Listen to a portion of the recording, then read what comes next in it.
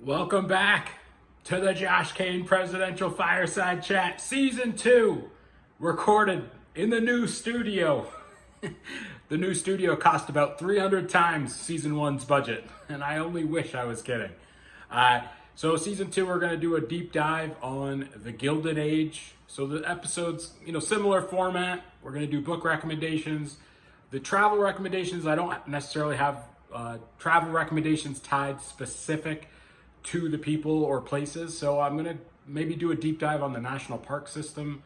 I know those are popular and there's waiting lines and maybe I'll give you some tips and tricks, mostly stuff I regret not doing as we travel across the country again. So episode number 201, the late great Henry Adams. Now, if you're fans of this show, and you really should be, you really should circle back if you haven't finished season 1 or you've never started season 1. It's the prerequisite for season 2. But specifically episodes 2 and 6, if you watch the show, I'm a huge fan of the Adams family.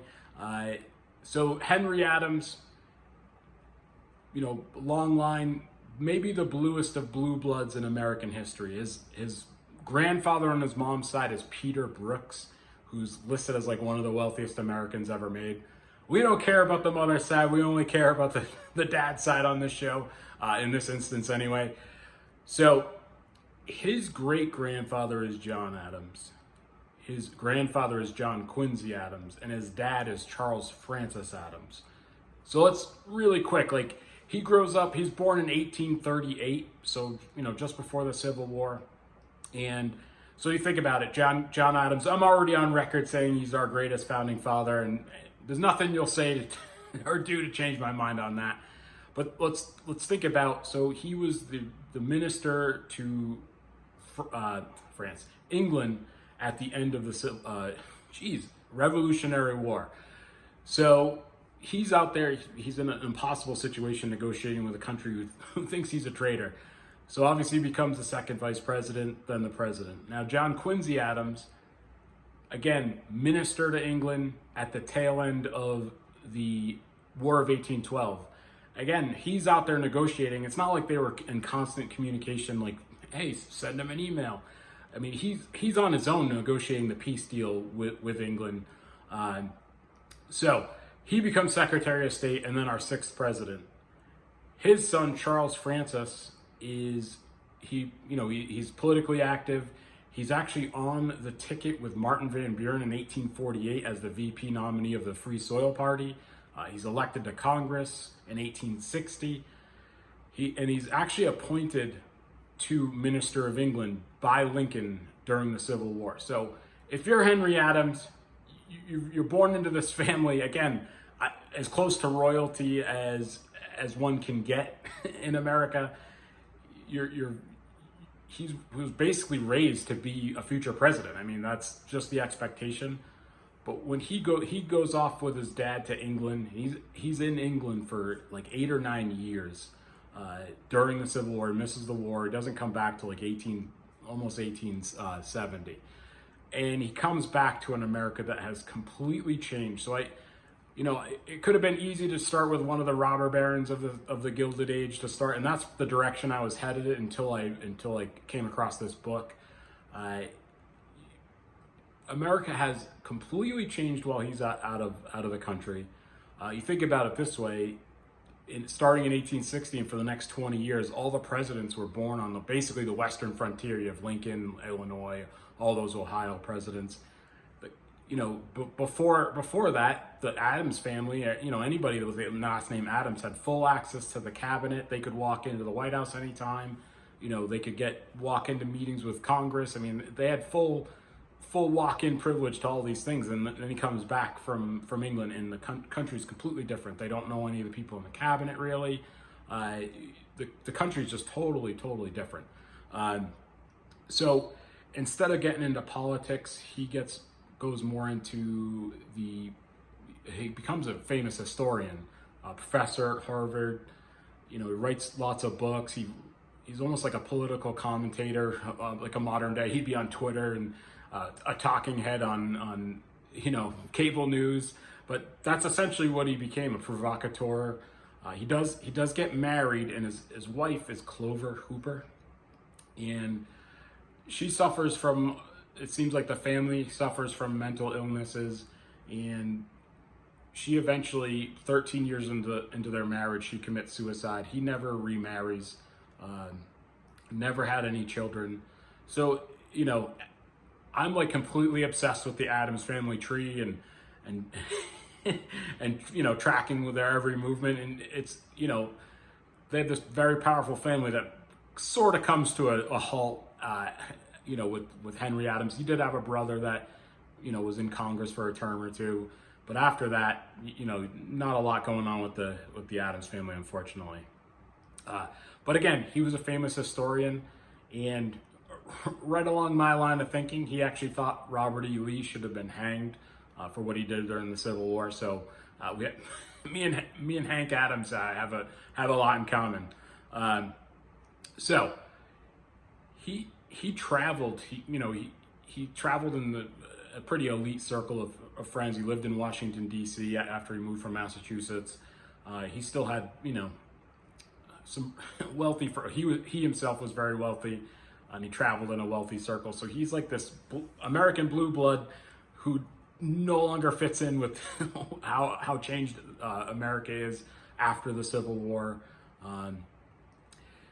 He goes on these big, huge trips all over, like, you know, at the time it was pretty exotic places in Asia, Japan, the South Pacific, the islands in the South Pacific, and he's studying the people's traditions and religions, and you know, so he experiences a lot of the world. So he had a pretty interesting life.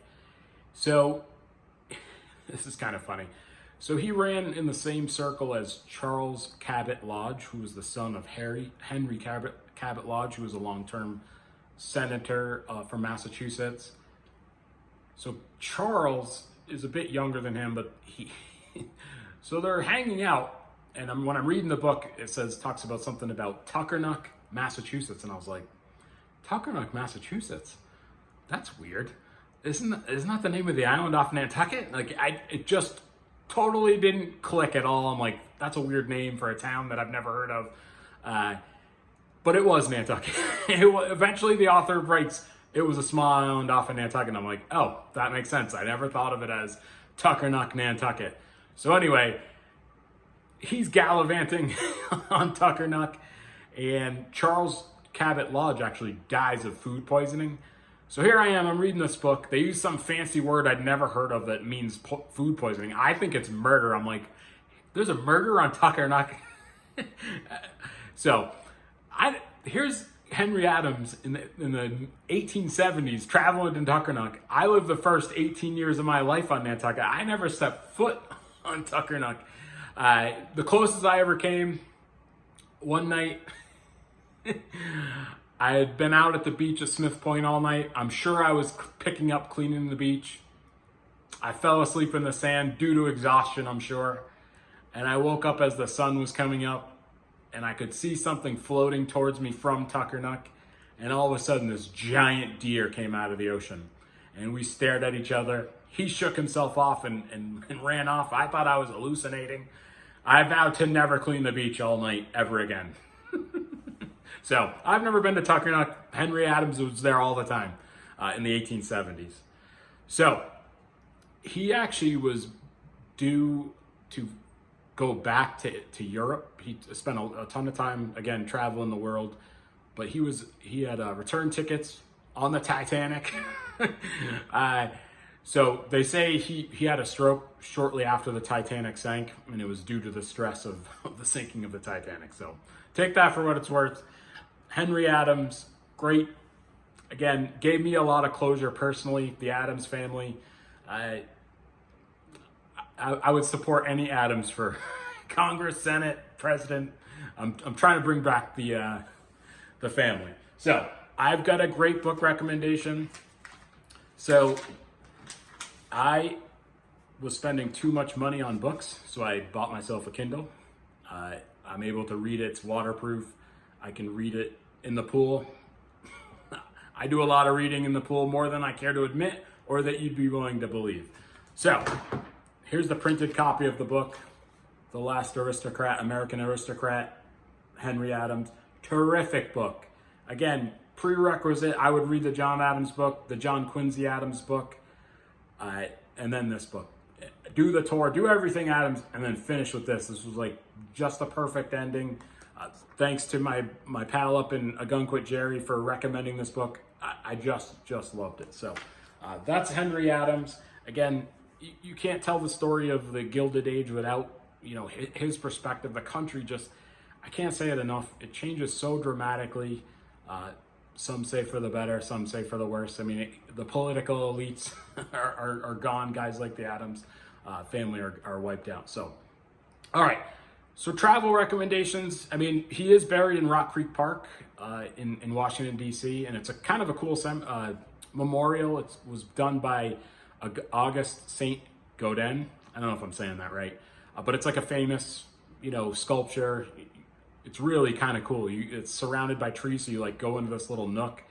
You can't see out, so it's totally surrounded by the trees. It's very cool. So if you're in Washington, D.C., you want to check out the Henry Adams sculpture. Totally awesome. But, so again, for this season, I'm only going to do probably monthly episodes. I'm going to try something different. I'm not going to do 40 episodes in 2 months. That was ridiculous. So I'm thinking monthly. So the episodes will be a bit longer, multiple characters in some cases, or multiple events all in one episode. So the travel, I know everybody wants to go to the national parks, and I've been to a bunch of them. I think like 46 of the 63 or something like that. So I do have a lot of experience in it, and I have such respect for your time and money that if I can save you some time or make your best bang for your buck, I'm going to try and do that. So for today, I'm going to start with the world's first national park. Yellowstone became a national park in 1872.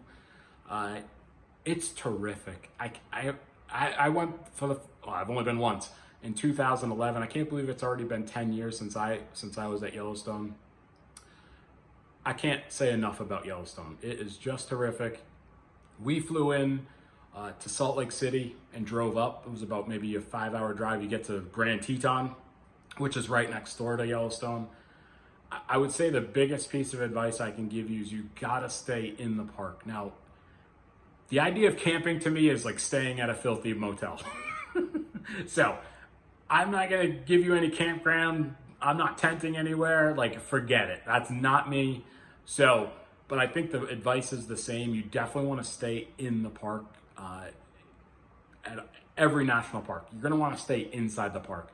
Staying outside the park, you risk, especially now that they've become so popular, not even being able to get in. So at least if you have lodging inside the park, that at least guarantees you access inside. So I can't stress that enough. You want to stay inside any national park that you go to, because otherwise you could get shut out. And they're so far away, especially if you're, like me from Massachusetts. It's not easy to get out west. In these states out west are gigantic.